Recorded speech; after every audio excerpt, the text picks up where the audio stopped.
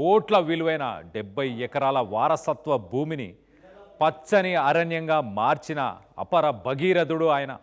కానీ ఈరోజు అదే అడవిలో ఆయన రక్తం చెందింది. వృక్షో రక్షతి రక్షతః అనే నినాదాలు మనం వింటుంటాం, గోడలపై చదువుతుంటాం. చెట్లను రక్షిస్తే అవి మనల్ని రక్షిస్తాయని చెప్పుకుంటాం. కానీ మొక్కలు నాటినందుకు, చెట్లను రక్షించినందుకు ఫారెస్ట్ మ్యాన్ ఆఫ్ తెలంగాణ నేడు చావు దెబ్బలు తిన్నాడు. ఈ ఫోటోలో కనిపిస్తున్న ఆయనే దుశ్చర్ల సత్యనారాయణ. ఈ పేరు వింటే నల్గొండ జిల్లా ఫ్లోరైడ్ బాధితుల కోసం చేసిన జల సాధన ఉద్యమం గుర్తుకొస్తుంది. మంచి జీతం వచ్చే బ్యాంకింగ్ జాబ్ను వదిలేసి తనకున్న 70 ఎకరాల వారసత్వ భూమిని అడవిగా మార్చారు.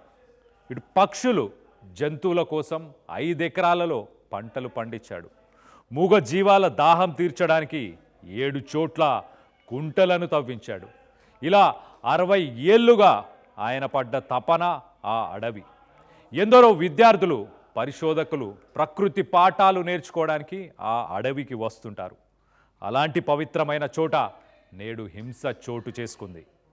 సూర్యాపేట జిల్లా మోతే మండలం రాఘవపురంలోని అటవీలోకి గంగయ్య, మల్లయ్య అనే 2 గొర్రెల కాపర్లు అక్రమంగా ప్రవేశించారు. అడవి వాళ్ళ సొత్తు అయినట్లు మేత కోసం చెట్లను నరికారు. అది చూసిన సత్యనారాయణ పర్యావరణాన్ని నాశనం చేయొద్దు, చెట్లను నరకొద్దని అడ్డుకున్నారు. దీంతో ఆ గొర్రెల కాపర్లు రెచ్చిపోయి అతనిపై దాడికి దిగారు.